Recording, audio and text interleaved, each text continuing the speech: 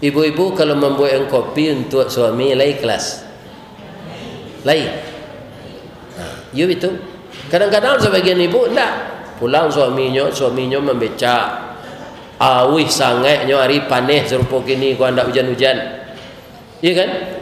Maghrib tu ketika berbuka lah habis dia air putih 3 kali. Keceknya. Mak litak na badan udah boy ala kopi sekarek mak. Kecek isterinya ko. Tu ada dispenser. Itu adalah takkan tuang senang kopi luar.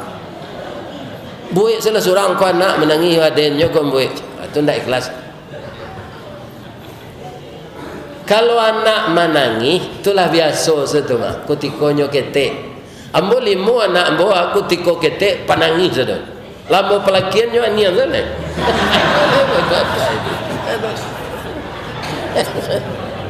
Ada menangis tu. Ini bapak. Dia anak ketek biasa saya menangis tu nya boy an suami kopi indak ka mati ke nya dero. Sementara boy kopi indak ka mati nya menangis. Ikhlas apa-apa itu loh.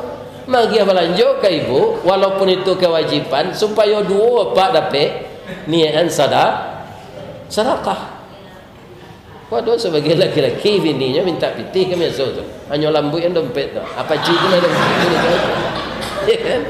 Cuk entah minta pitih saja. Atau ndak ikhlas. Untuk melawan iblis nan ketiga banyaklah kita dalam hidup ko babayak sangko. Jangan berburu. Orang bersuat sangko tu sampai alam ni nyoba. Kapai ke siko urut sangko. Ya kan?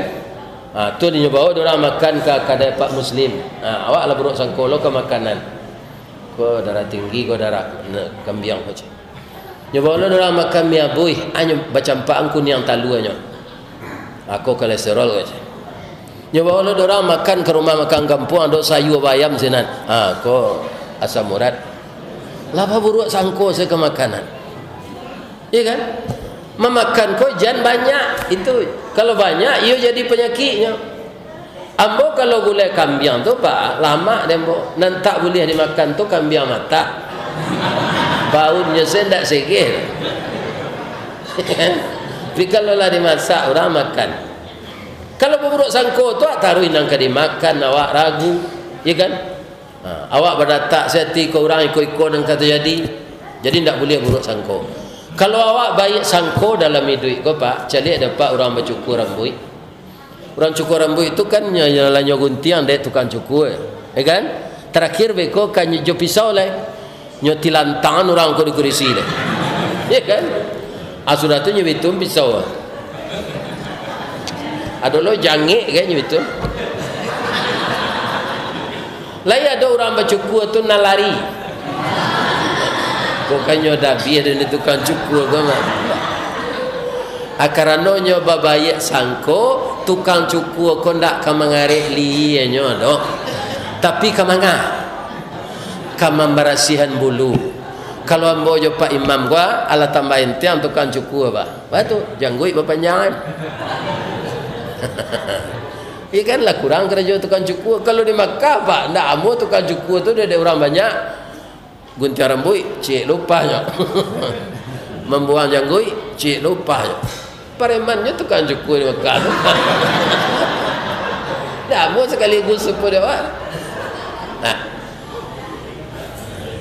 Kaum muslimin, bapak-bapak dan ibu-ibu, supaya kita jangan digelincirkan oleh iblis dari jalan Allah. Pertama, jangan lupa berlindung dengan beliau. Yang kedua, beramallah dengan ikhlas. Yang ketiga, biasakanlah dalam hidup ini berbaik sangka. Semoga amal-amal kita diterima oleh Allah dan setan iblis terjauh dari kita. Amin.